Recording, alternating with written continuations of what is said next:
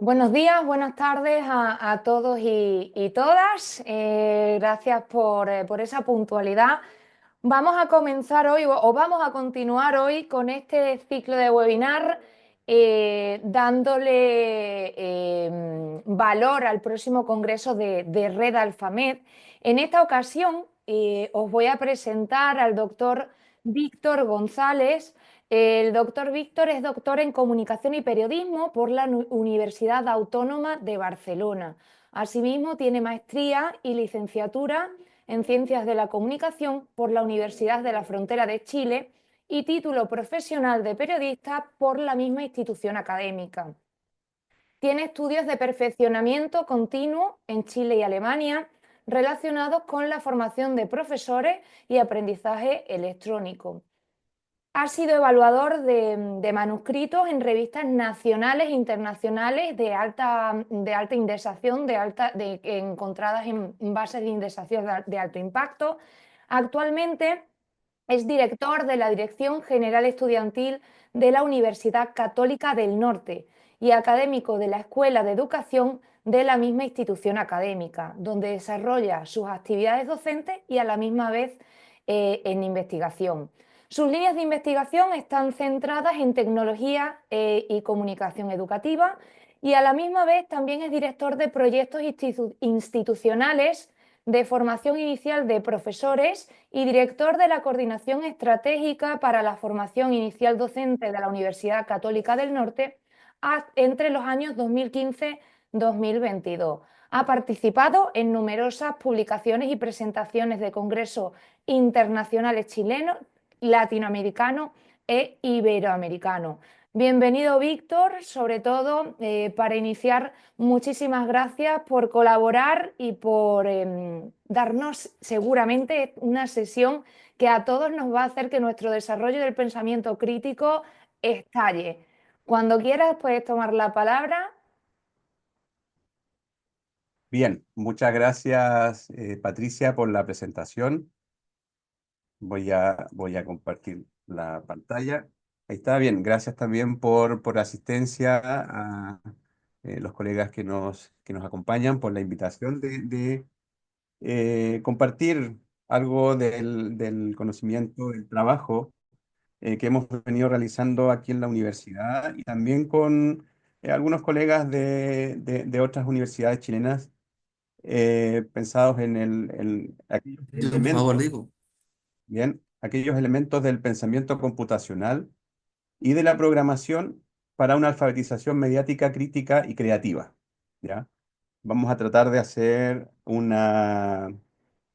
tratar de hacer todo este lenguaje que es un tanto alejado, sobre todo a quienes somos del área de la comunicación, del área del periodismo, de estos elementos de la computación, de la programación. Vamos a hacernos una pequeña alfabetización. ¿Cómo he estructurado la presentación? Ahí está. Bien, en principio una introducción va a versar sobre alfabetización mediática en la era digital y algunas ideas muy básicas sobre pensamiento computacional y programación. Vamos después a ver algunos de los elementos, de los cuatro elementos del pensamiento computacional: descomposición y los patrones, la abstracción y los algoritmos. Vamos a ver algunas herramientas, bien, algunas ideas principalmente sobre programación como herramientas de análisis y después vamos a trabajar con algunos elementos de alfabetización mediática crítica y creativa. ¿Ok? Y ya para finalizar al final, bueno, les voy a presentar un extracto del currículum escolar que tiene Chile con respecto al pensamiento computacional y en el nivel en que lo está incorporando. En Chile, el pensamiento computacional y la programación, con sus distintos elementos, se está trabajando en los cursos de tercero y cuarto medio. Los dos últimos cursos de secundaria, sería el símil en otros países, con unidades didácticas y una serie de indicaciones para el trabajo a nivel escolar. Si consideramos la alfabetización mediática e informacional como un modelo de formación ciudadana para fomentar un acceso equitativo a la información y al conocimiento, a este conocimiento en una sociedad donde eh, estamos presentes frente a un consumo, como se ve en esa imagen del lado izquierdo de la pantalla. Bien, este consumo de datos. Estamos frente a a un bombardeo permanente de datos. Aquí me recuerdo a un queridísimo profesor que tuve en la universidad, que él nos hablaba de una datósfera. Cuando nosotros entrábamos a a una piscina de datos y ahí teníamos que entrar y navegar y ver cómo discriminábamos la información, ver también cómo nosotros trabajábamos esa información. Pero para eso nosotros tenemos también que tener una capacidad de creación de medios, sobre todo los que somos comunicólogos, los que trabajamos en producción de texto, y cómo también nosotros nos vamos adaptándonos para nuestras realidades. Sufrimos un cambio muy fuerte el año 2020 con la pandemia del COVID y muchos productos se tuvieron que adaptar.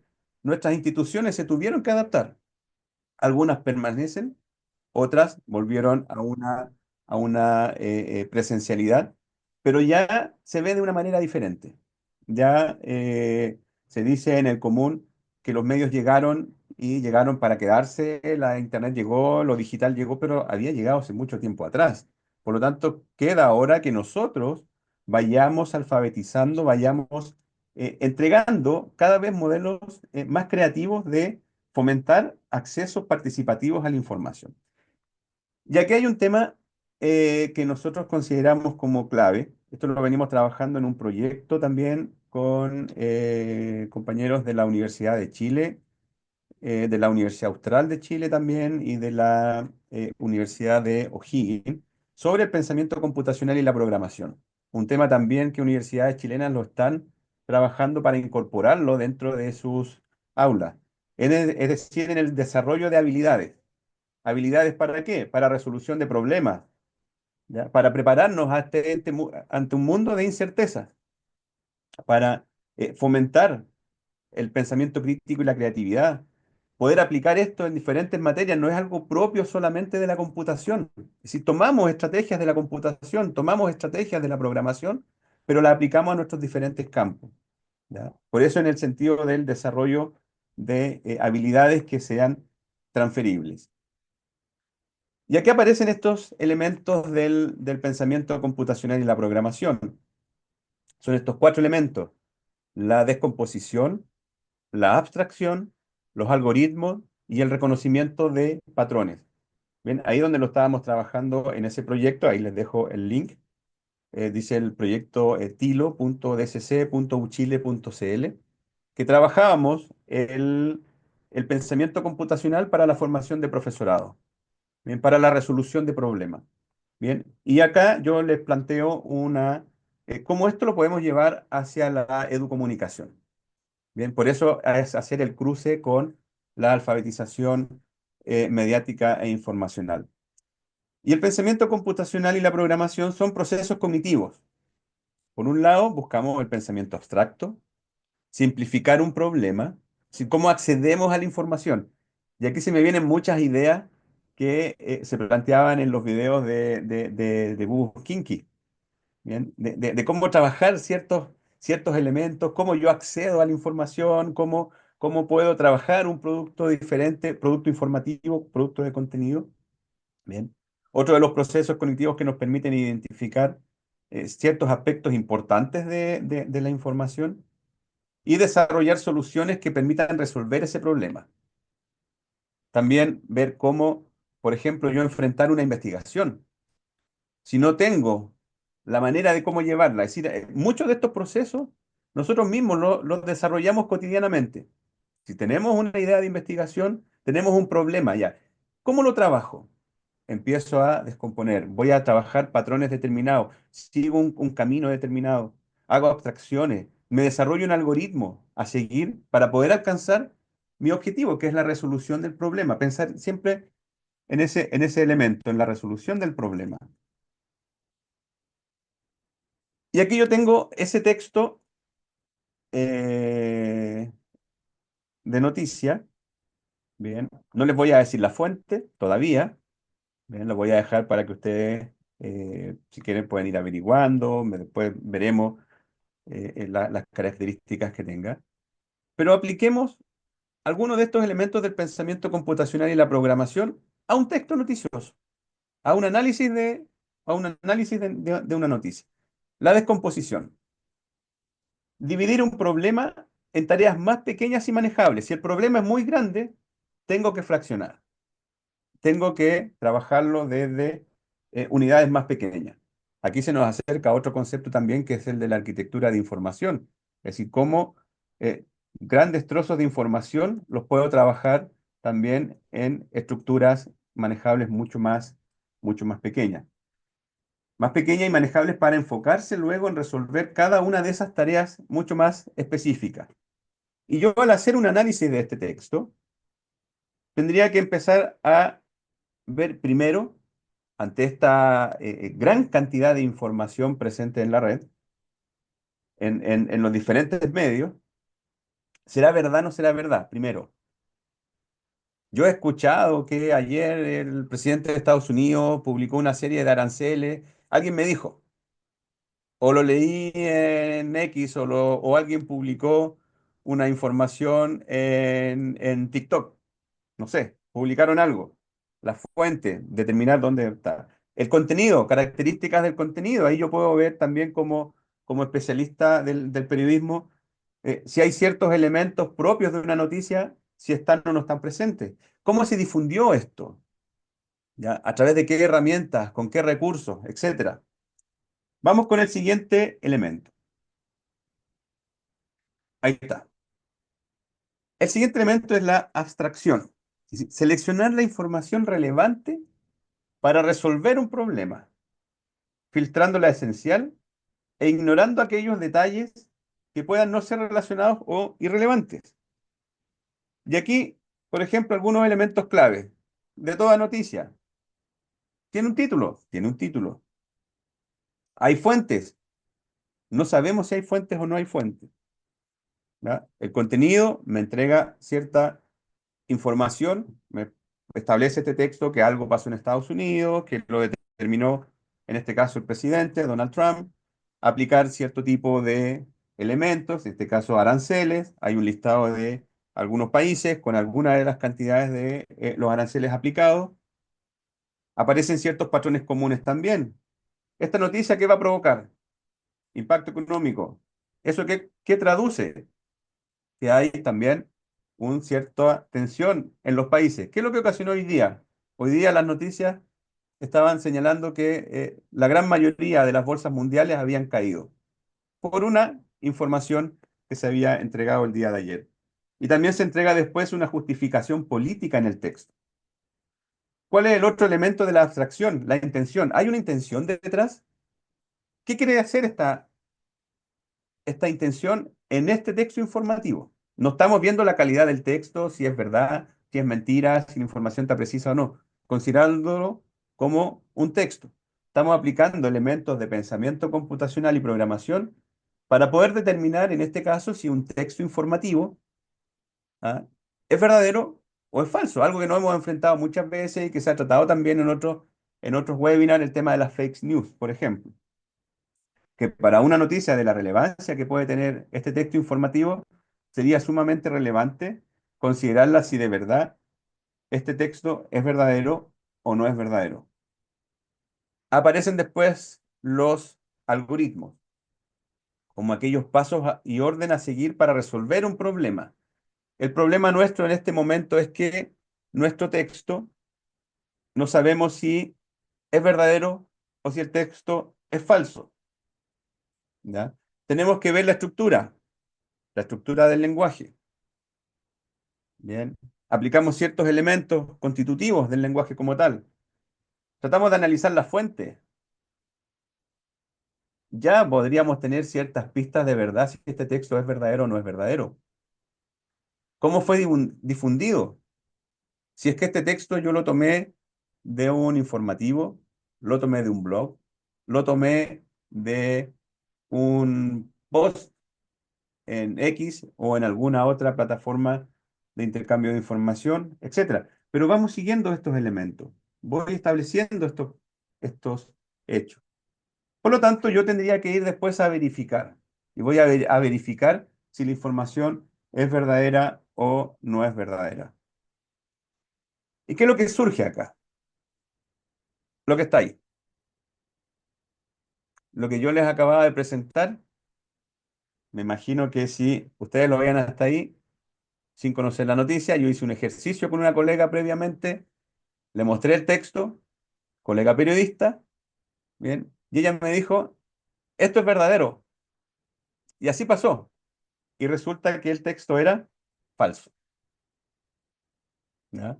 ¿Por qué? Primero, los aranceles no eran todo tipo de aranceles, por lo tanto yo tengo que ir a verificar si yo tenía que, para saber previamente si la información era verdadera o no verdadera, ir a documentarme, ir a ver si es tan así o no es tan así.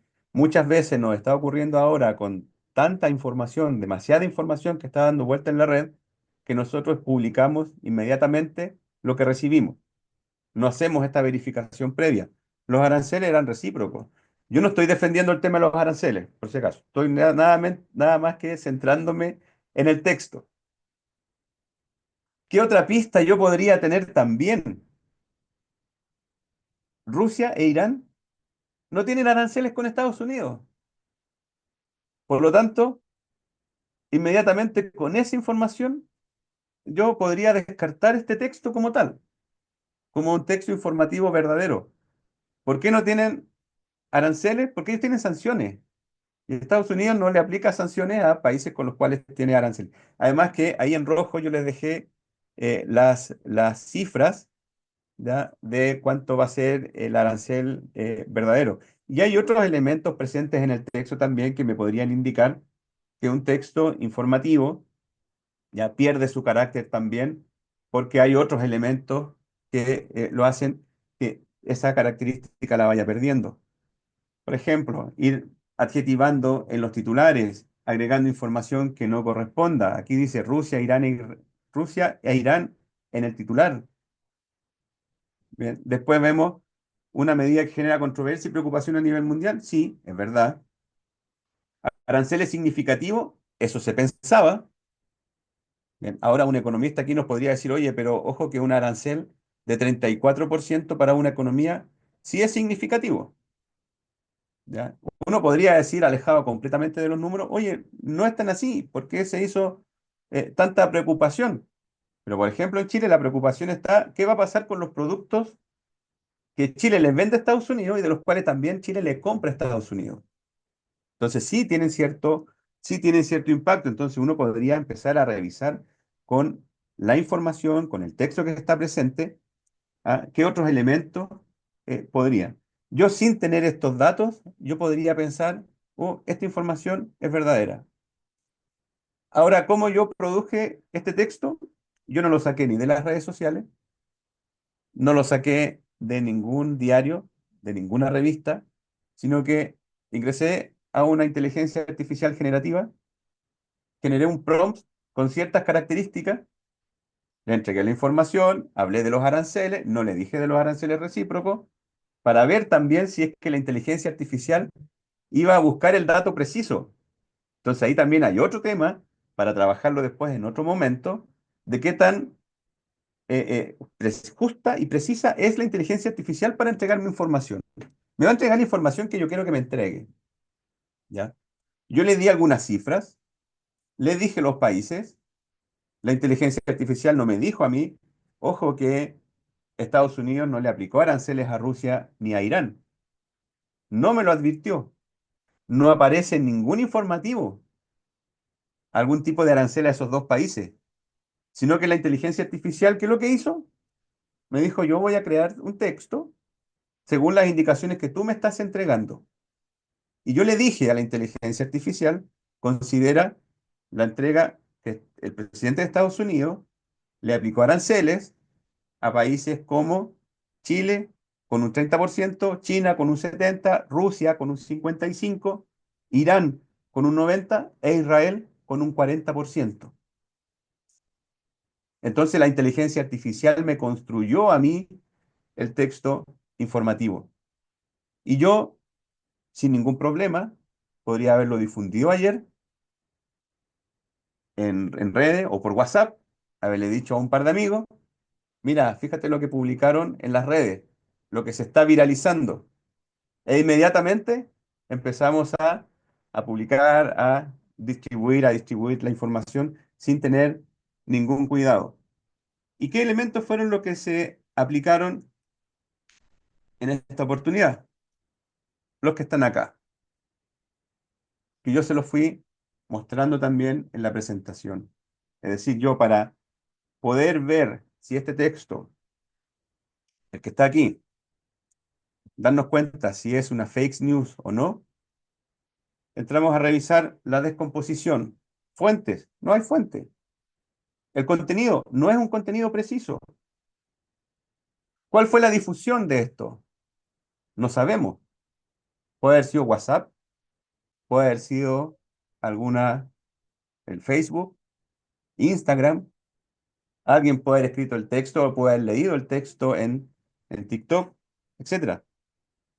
¿Cómo se hizo? ¿Cómo se trabajó? Vemos que es un texto simple, escrito con cierta forma. A la colega que yo le di a conocer este ejemplo me dijo, esa noticia puede ser verdadera, pero la sacaste de inteligencia artificial porque el chat GPT escribe los países cuando lo inicia, los escribe con mayúsculas. Por lo tanto, también hay ciertos elementos propios que me hacen a mí identificar, ¿ya? Si algo puede ser verdadero o algo puede ser falso. Claro, la colega que yo le mostré este texto informativo, ella tiene formación, ella está alfabetizada. Entonces, ¿qué es lo que pasa con aquellas personas, aquellos usuarios navegantes de la red que no están alfabetizados mediática e informalmente? Bien, yo pienso, por ejemplo, en mis padres que ven dos o tres noticiarios y lo que aparece en esos noticiarios es la realidad, porque tampoco tienen la costumbre de verificar, de contrastar la información. Si lo que aparece publicado en ese informativo, eso yo lo leo. Veamos con el siguiente elemento, el de la reconocimiento de patrones. Dice, las noticias falsas, titulares llamativos y sensacionalistas. Estados Unidos implementa aranceles masivos en política proteccionista. Chile, China, Rusia, Irán e Israel entre los afectados. Bien. Alguien me podría decir, no, eso no es sensacionalista, pero estamos adjetivando, le damos la característica de masivo, cuando no es un arancel masivo, sino que es un arancel que es recíproco. Si tú me estás, como país, me estás aplicando un arancel, yo también te aplico un arancel en las mismas condiciones.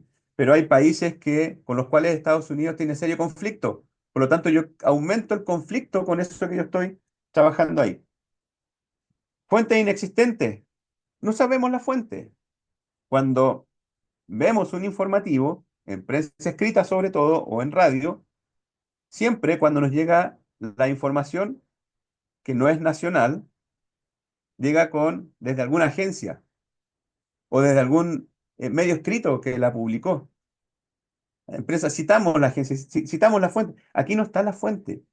Algo que vemos permanentemente en información presente sobre todo en redes sociales. ¿Tiene su carga emocional este texto? Sí, tiene su carga emocional. Una política proteccionista, los más afectados, en parte de su política proteccionista, el destacar a Estados Unidos primero. Bien. Después, ¿qué es lo que va a provocar? Hay protección de industria, reducción de déficit. Estas medidas pueden desencadenar una guerra comercial. La guerra comercial ya la partió Donald Trump. No necesitó los aranceles. Solamente con llegar al poder, Donald Trump ya tenía planificada su guerra comercial con distintos países. Bien, generamos incertidumbre y preocupación Por lo tanto, le damos su carga de emocional. Así como faltan fuentes, falta evidencia. No tenemos el dato preciso.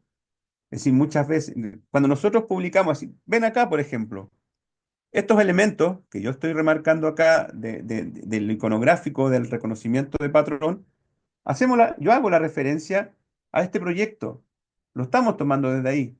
Lo tomamos nosotros en la universidad. Le decimos a nuestros estudiantes, referencia la información que usted está buscando. Aquí no tenemos nada de eso. Esto es fácilmente y rápidamente replicable en redes sociales. Información de este tipo. ¿Cuántas veces recibimos esta misma información a través de Telegram, a través de WhatsApp? Bien. ¿Qué es lo que buscan mucho? La manipulación, el generar, el generar caos, el generar más incertidumbre. Veamos otro elemento, la abstracción. Como elementos claves, ¿sigue una estructura de noticia? Sí, no sigue la estructura de noticia.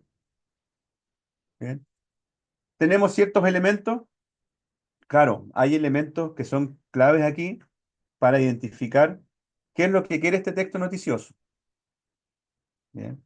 Aquí, ojo que no significa que con estos elementos yo tomo uno primero, la descomposición, la analizo aparte, reconocimiento de patrones, lo analizo por su lado, la abstracción la analizo por otra parte, ¿ya? O los algoritmos lo vemos por otro lado. Van todos complementarios para poder tener una riqueza en cuanto a la información y al análisis que nosotros queremos realizar.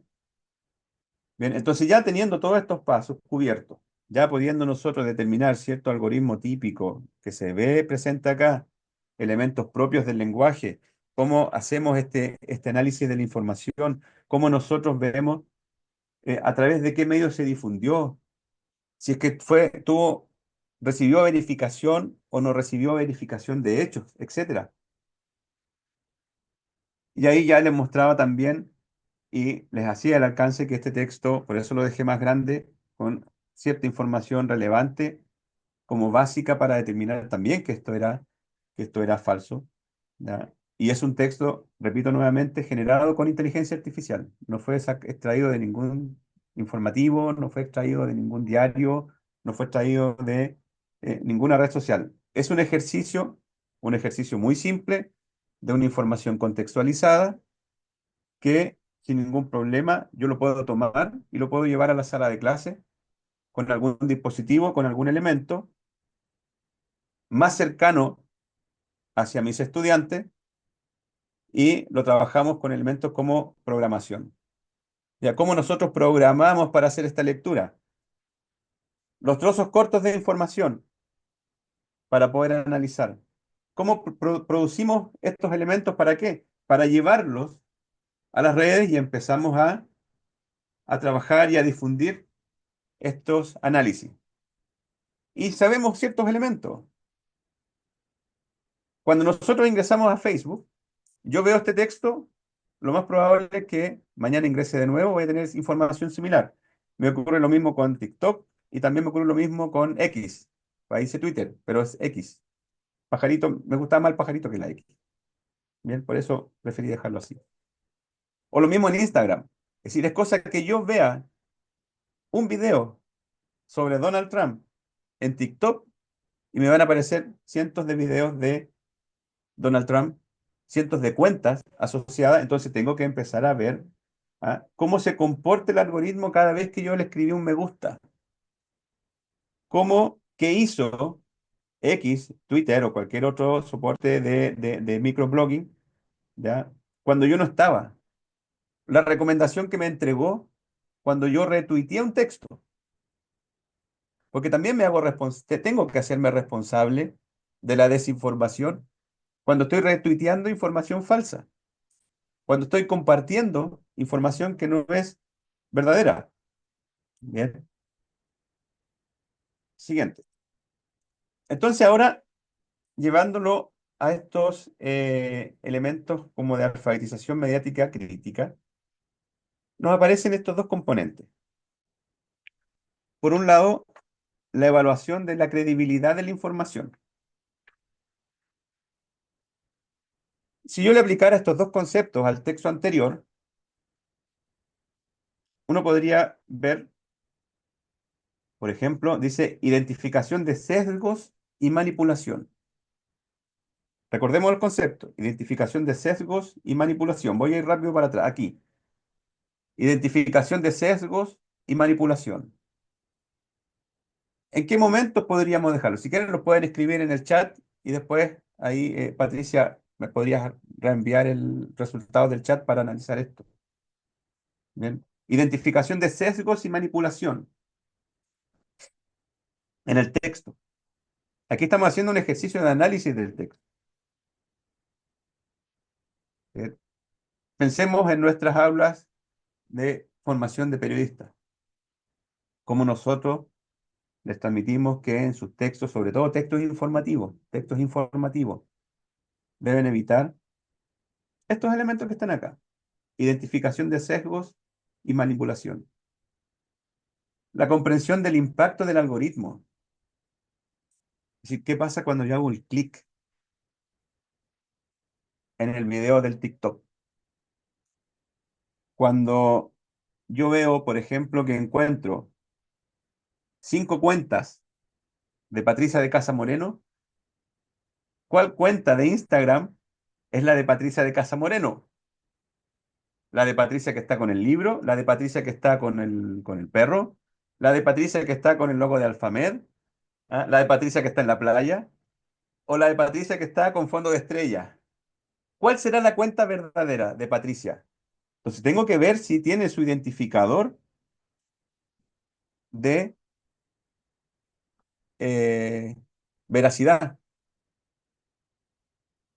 Si es que Patricia se da cuenta, perdón Patricia por utilizarte como ejemplo, no te hice la consulta previa, ¿ya? Pero es la primera persona que veo en el cuadrito que tengo en la pantalla. Claro, si Patricia se da cuenta o yo mismo me doy cuenta que hay alguien me está haciendo múltiples perfiles y yo quiero y soy habitual de las redes y tengo una amplia presencia en las redes, tengo que tener mis cuentas verificadas y tiene que tener el sello de autenticidad, tiene que tener el check, el símbolo del check, que esa cuenta es la verdadera. Sobre todo ahora con el tema de la inteligencia artificial. Claro, yo estoy sentado aquí en mi escritorio, pero alguien podría estar pensando, ¿y será él? ¿No se habrá grabado un video y habrá puesto con inteligencia artificial y habrá entrenado de tal manera la voz de la inteligencia artificial para que no parezca voz de inteligencia artificial? Porque hasta eso tenemos que darnos cuenta, ¿ya? Que vamos a escuchar a Ignacio con el tono de Ignacio, que tenemos que conocer cómo habla Iván para saber que Iván habla de esa manera y que no es la inteligencia artificial. ¿Ok? Entonces, estamos llegando a un momento tal de que necesitamos, creo yo, urgentemente, ¿ah? Avanzar en esta alfabetización mediática crítica, sobre todo a nivel escolar, pero también en el profesorado, a todo nivel, nuestros políticos sobre todo, ¿ya? Porque es tal el nivel de peligrosidad, y no es por alarmar tampoco, pero el solo hecho de yo dudar que un video que alguien publica, que lo pueden compartir, el nivel de la línea que cruzamos para difamar o no difamar es muy corta. Por lo tanto, es nuestra responsabilidad, creo yo, como educadores, como educomunicadores, eh, transmitir estos mensajes, ¿bien? Y promover esta alfabetización mediática de esta manera. ¿Están las herramientas, está la técnica? Sí. ¿Se puede hacer verificación de noticias? Sí. ¿Hay análisis de datos? Sí. ¿Es una fuente nueva de ejercicio profesional para periodistas y comunicólogos? También. ¿Cuándo íbamos a pensar años atrás que los periodistas iban a tener que contratar servicios de verificación de noticias? Que nosotros transmitimos en nuestras universidades la verificación de la información. Publica lo que es verdadero, no publiques lo que es falso. No inventes las noticias. Y el estudiante nos va a decir, ¿y cómo tengo yo la certeza de lo que yo estoy analizando, de lo que me están diciendo es verdadero? Porque yo le tuve que hacer una entrevista por videoconferencia. No tenía a la persona. La persona me grabó un video. Muchas veces lo hemos hecho, lo hicimos en la pandemia. Si es que había problema de conectividad, grábame un video con tu presentación y nosotros lo presentamos. Bien. Por lo tanto, tenemos que también estar de la mano con este tipo de herramientas que nos permitan un acercamiento hacia, ¿ya? Un trabajo verídico con la información.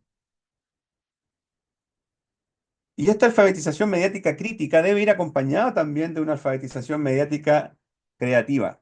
Y aquí es donde nuestros estudiantes universitarios se les hace más fácil, a nuestros hijos se les hace más fácil, ¿ya? El hecho de el crear contenido.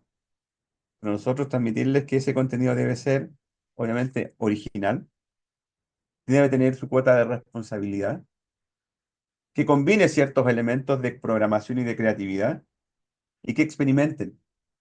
¿Ya? Incentivar esta experimentación. Herramientas hay muchas, una variedad de herramientas. Herramientas para escritura y edición. Podríamos tener aquí cientos, están comentando diferentes herramientas. Para gusto hay mucho. Yo no cambio, por ejemplo, PowerPoint. No sé por qué. No me gustan las otras. No me gustan las otras herramientas. Yo con PowerPoint soy feliz. Si no hubiese estado la plantilla que me facilitó Patricia, lo más probable es que hubiese sido la presentación blanca con letras negras. Funciona siempre, ninguna pantalla tiene problemas de fondo y de color. Bien, pero tenemos múltiples herramientas de creación y edición. Posibilidades de crear blog, también infinidad, para diseñar gráficamente, para hacer email marketing, para gestionar proyectos de, de, de tanto de colaboración como educativo, para posicionar, para hacer análisis de contenido, para producir mucho video, mucho material multimedia. Por lo tanto, tenemos que tener esa capacidad de unir, perdón, por un lado, los pasos de ciertos elementos para resolver un problema. Tengo un mundo de información, tengo dificultad para distinguir calidad de información. Considero algunos elementos del pensamiento computacional, pero ¿cómo lo enseñamos? ¿Ya? Desde un punto de vista muy crítico, de mucha verificación de información, pero con elementos de creatividad que permitan avanzar hacia ese público que es un tanto más reacio de, de considerar la información fidedigna, no la información rápida, sino que la información verdadera. Perdón. Y ya como para ir finalizando con algunas de estas ideas, lo que les comentaba al principio. ¿Por qué decide incorporar el Estado de Chile la educación en el pensamiento computacional y la programación? Porque lo ven como oportunidades de aprendizaje para desarrollarse en entornos fuertemente mediatizados e influenciados por tecnologías digitales. Ojo que lo acercan desde la asignatura de matemática diferenciada, es una matemática específica. Bien, con cada vez llegar hacia un profesorado mucho más informado, podemos bajar, en este caso en Chile, de esta matemática diferenciada. Ahí lo que tienen en la portada del programa de estudio, donde ese código QR que ustedes tienen ahí, que es el mismo link que está ahí, es el acceso al portal que tiene el Ministerio de Educación, donde van a encontrar toda la información relacionada con la asignatura de pensamiento computacional y programación para los cursos que yo les había comentado, tercero y cuarto de enseñanza media, que viene a ser los dos últimos niveles de la educación secundaria, aproximadamente jóvenes con edades de entre 15 y 16, 17 años aproximadamente, para ese grupo etario antes de saltar a la educación superior. Y plantean estas cuatro unidades. Una unidad inicial sobre escritura como medio para comunicar y almacenar la información. Ya no es solamente el hecho, avanzamos mucho más, pero ¿por qué tenemos que hacerlo casi llegando a la universidad? ¿Por qué no lo empezamos a trabajar desde antes? Es decir, aquí hay una oportunidad de mejora para el currículum.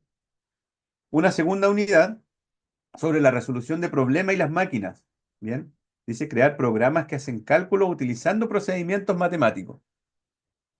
Probamos una herramienta que era App Inventor, ¿ya? Es App Inventor, una herramienta desarrollada en el MIT en Estados Unidos, y desarrollamos una aplicación en no más de una hora, con pasos sumamente simples, para hacerle una pregunta a los estudiantes sobre un fenómeno de investigación. Y el estudiante en su teléfono móvil respondía a eso. Entonces estábamos llevando estos elementos. ¿Cuál fue nuestra pregunta de análisis aplicando aquellos elementos del pensamiento computacional y la programación? ¿Cuál es mi problema? Mis estudiantes les cuesta responder en clase, sobre todo temas de investigación educativa. Ese era el curso que yo estaba preparando hasta el año pasado. Entonces desarrollamos una aplicación muy sencilla. En la aplicación que yo les estoy señalando, que les voy a escribir ahí en el chat mientras les cuento, App Inventor, ¿bien? Entonces, en esa aplicación, nosotros, ¿qué es lo que veíamos?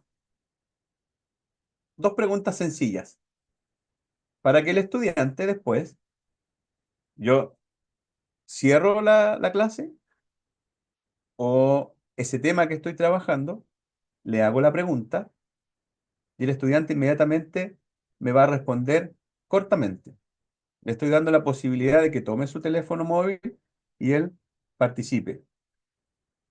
¿Puedo hacerlo también con otro tipo de aplicaciones? Sí, también lo puedo hacer con otro tipo de aplicaciones, pero estoy tratando de aplicar elementos que me entrega la red, que me entrega Internet, para producir yo mismo mi producto en el cual voy a trabajar. Ayuda de la computadora para problemas geométricos o estadísticos, sobre todo cuando trabajamos en investigación y elaboración de aplicaciones para dispositivos electrónicos móviles. Esto es lo que trabajan en el currículum escolar. En un curso de matemática, estudiantes de entre 15 a 17 años en Chile. Eso es lo que se está promoviendo. Los resultados, vean, muchos años. Generalmente son estudiantes que después continúan estudios de ingeniería o estudios relacionados con números, porque lamentablemente la matemática como que asusta un poco. A mí me asusta en lo personal. No me gusta mucho. Bien. Pero cuando yo conocí estos elementos, dije, no, esto no es solamente de la parte de la ingeniería.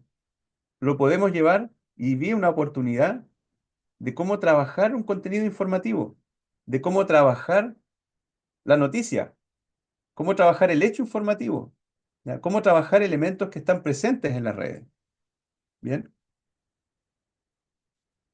Y ya como para ir finalizando, muchas gracias por la oportunidad de poder compartir estas ideas con ustedes. Ahí está mi correo electrónico para cualquier comunicación. Muchas gracias.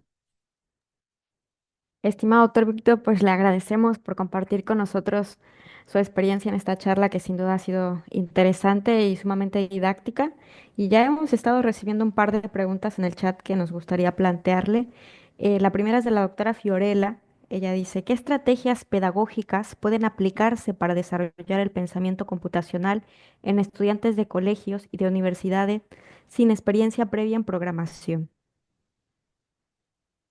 Mira, Fiorella, lo primero que uno les podría transmitir a los estudiantes es que tú le vas a hacer una clase desconectado. ¿Bien? Porque uno dice, vamos a trabajar o vamos a hacer una clase, una actividad sobre pensamiento computacional. ¿Qué es lo primero que uno piensa? Vamos a ir a los computadores a jugar en Internet o a jugar. En parte es jugar, pero nos vamos primero a esto. Es decir, vamos a lo que les mostré yo aquí en la presentación.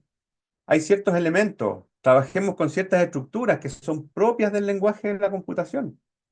La descomposición, el reconocimiento de patrones, la descomposición, la abstracción, los algoritmos. Ya, llevémoslo eso a lo cotidiano.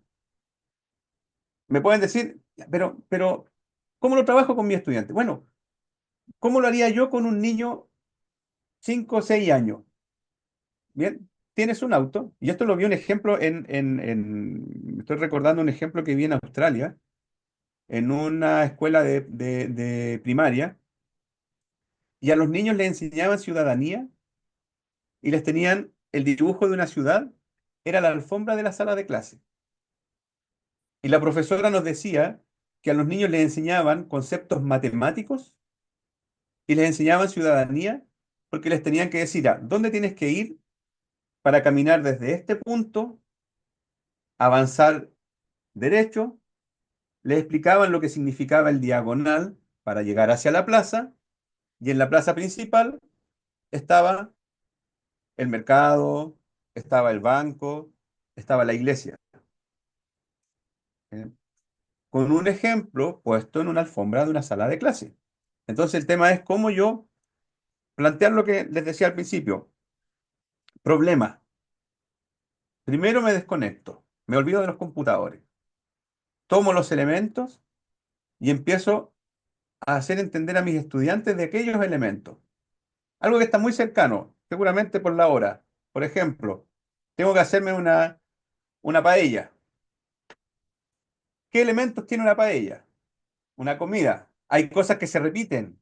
Es decir, si yo coloco, no sé, no he hecho nunca una paella, siempre las he disfrutado. Pero si pongo primero los mariscos, que los mariscos lo más rápido de cocción, si lo pongo primero, van a quedar muy recocidos. Bien. Yo sé que tengo que poner los elementos que se demoran más en cocer con ciertos niveles. Voy aplicando también ahí. O trabajo con alimentación saludable. Bien. Y desde ahí, después, cuando ya tengo internalizado el concepto, ahí voy a la máquina. Y en la máquina yo le puedo decir a mi estudiante, busque usted, plantéeme usted, ¿cómo soluciona este problema? Bien. Yo creo que va por ahí, Fiorella. Perfecto. Bueno, antes de leer la siguiente pregunta, recuerden que pueden dejarnos en el chat cualquier cuestión o comentario en torno al webinar. Por aquí, el magíster Jason Romero, próximamente doctor, pregunta, ¿en procesos políticos existe una masiva desinformación con fake news? ¿Existen herramientas automatizadas para detectar no falsas? ¿Qué tan recomendables son? ¿Has escuchado o utilizado las siguientes herramientas?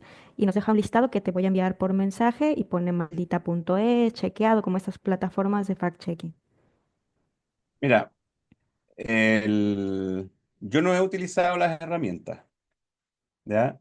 Pero los políticos hace ya bastante tiempo están utilizando estas herramientas de fast-checking, sobre todo en las épocas de las elecciones, para corroborar que efectivamente lo que se está diciendo es así. Bien. Yo prefiero ir un poco más hacia la antigua, escuchar la radio, varios informativos, revisar varias prensa, mucha prensa, revisar también portales de chequeo de información, pero ir a buscar la información. Yo creo que nosotros cuando estamos buscando y haciendo una revisión muy rápida, no nos vamos a demorar más de 15, 20 o media hora en hacer una revisión en distintos portales sobre que la información, si la información se va repitiendo, si vamos reconociendo un mismo patrón en todo el texto informativo, bueno, llegamos hasta ahí, ¿ya? Pero no tampoco confiarnos al 100% en que si está en el fast check va a ser lo efectivo. Ir un poco más allá. Bien. Tenemos una más desde Uruguay, la doctora Ana Montero. Bueno, primero lanza una felicitación por la presentación y cuestiona, ¿sabes cuál es la situación de Uruguay sobre asignaturas que se aproximen a esta propuesta? Mira, de Uruguay como tal, no tengo mucho claridad. Lo que más conozco de Uruguay es el proyecto Ceibal, ¿ya? Que llevar la tecnología, difundirla dentro de la sala de clase.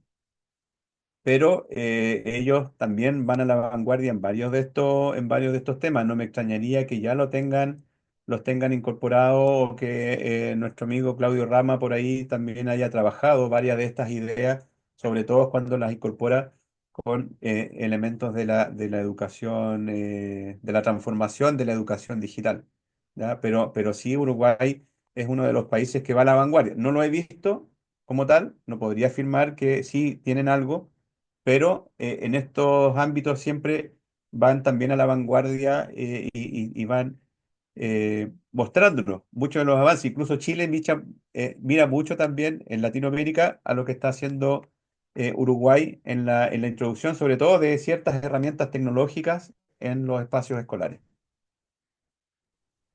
Una pregunta más de la profesora María de Los Ángeles. Ella dice, he tomado nota de libros sobre pensamiento computacional y programación que se usa en la educación secundaria. ¿Podría recomendarme algún otro material? Creo que es esencial enseñar a pensar de manera crítica y de esta manera que usted expone me parece muy interesante. Muchas gracias.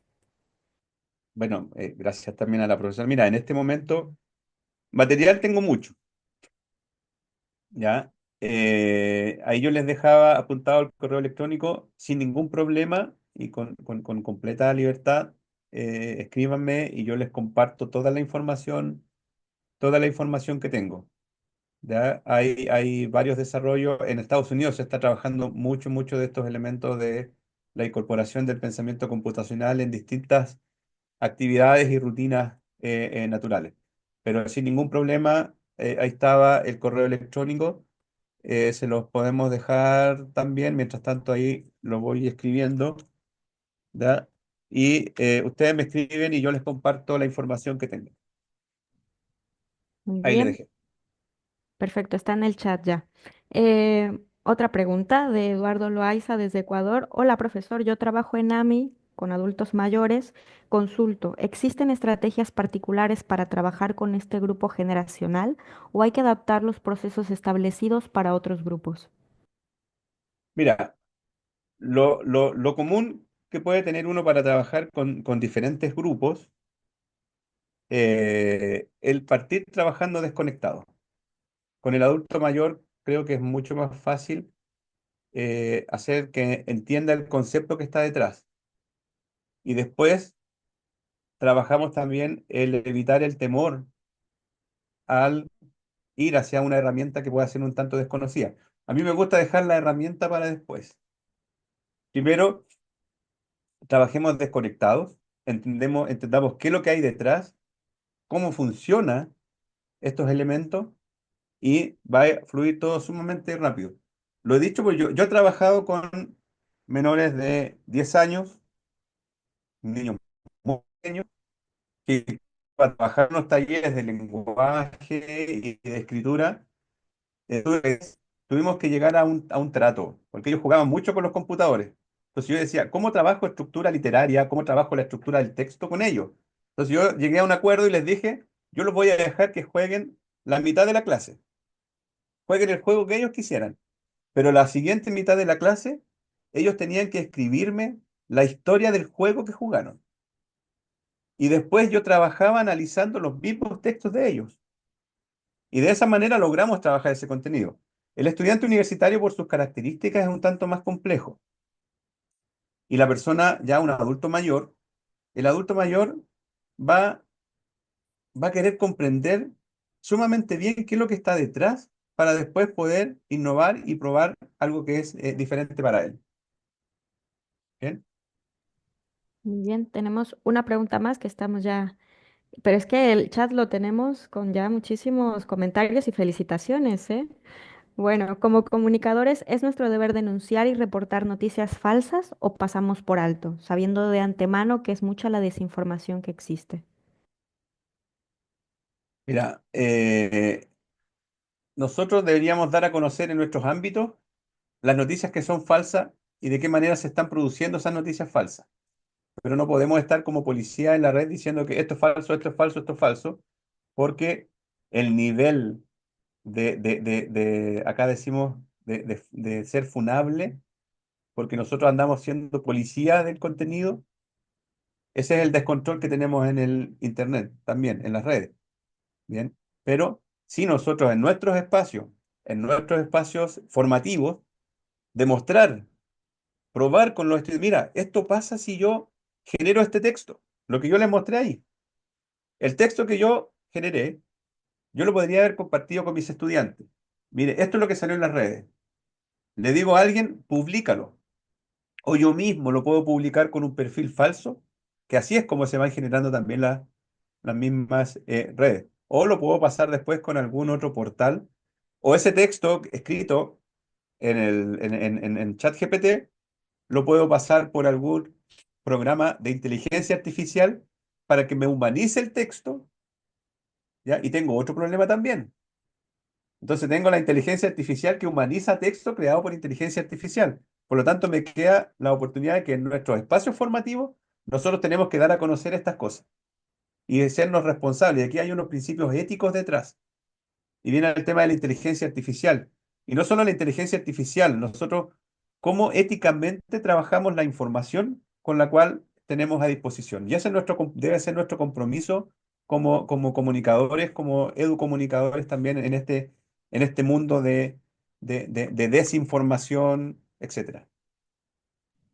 Muchísimas gracias. Tenemos ya varias felicitaciones en el chat y más preguntas, pero bueno, también tienen el correo del doctor Víctor, así que lo pueden consultar al terminar esta sesión.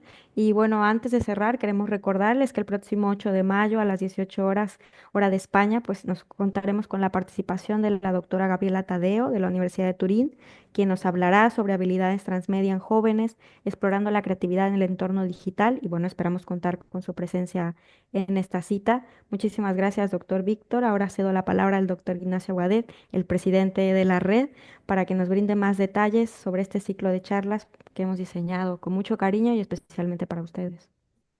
Bueno, pues muchas gracias. Buenos días a los americanos, buenas tardes a los europeos.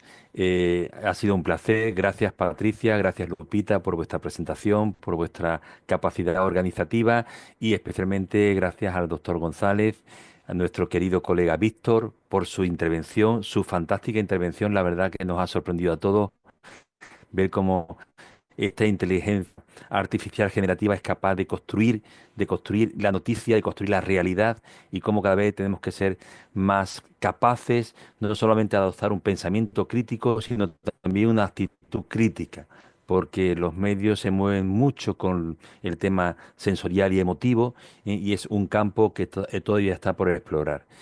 Yo creo, Víctor, que tu reflexión ha sido súper interesante. Te preguntaba la doctora Mendoza Zambrano desde Ecuador, no, era la doctora Karine García Karine Montero, si había asignaturas ya que trabajaran esto, porque efectivamente la realidad va muy por delante de lo que estamos haciendo en los currículos de formación de comunicadores, de educadores, y ahí tenemos un gran reto por delante.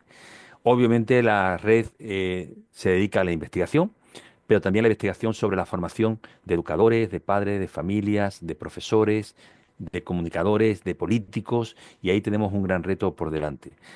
Quiero agradecerte sinceramente por tu presentación. Ya con tu webinar vamos por el cuarto de los de los 10 que tenemos programado para este año 2025, como decía la doctora de Casas Moreno al principio, como preámbulo de ese gran congreso que haremos el próximo año en Mérida, Yucatán, en el que os esperamos a todos para disfrutar de el carácter anfitrión que tienen los mexicanos. Ahí está la doctora Rosalba Mancina, que está con nosotros, y bueno, con todos los mexicanos que nos acompañan siempre en este ciclo. Como decía la doctora, la magíster Lupita Rojas, que próximamente será doctora, esperemos, lo deseamos. El próximo mes tendremos la sesión el 8 de mayo, por favor anoten en su agenda, será una sola hora, estamos ya a un minuto de cumplir ese compromiso de una sola hora que nos robamos para hacer esta reflexión mensual, gente de diferentes países. Hoy no hemos concretado los países que estamos, pero os garantizo que estamos más de 15 países presentes en este grupo de personas. Quizá este sea uno de los grandes valores de este ciclo, que somos capaces de crear pensamiento latinoamericano. Y eso quizás sea una de las grandes bondades de esta red Real FAMED.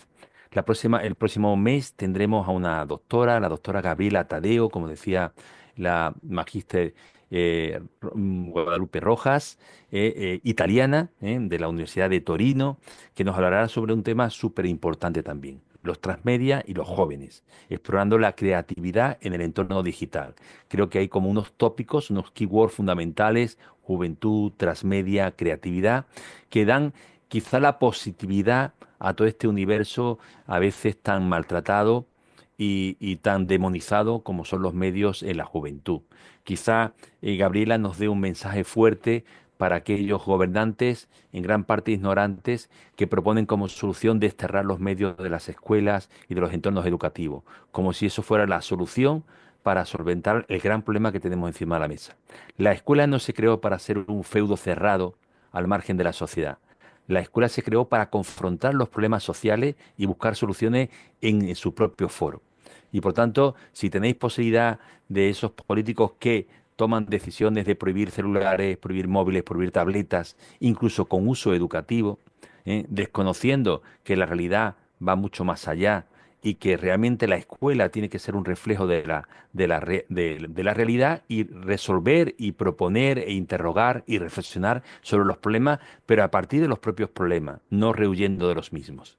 Bueno, pues con este mensaje de la importancia que tenemos los educomunicadores en la sociedad y la gran responsabilidad que tenemos, terminamos este webinar, siendo las 19 horas en España y las 10, las 11, las 12 en los diferentes países en el que estáis conectados. Un saludo muy fuerte a todos, a todas. Nos vemos el próximo 8 de mayo para escuchar a la doctora Gabriela Tadeo de Italia. Un saludo. Chao, chao, gracias.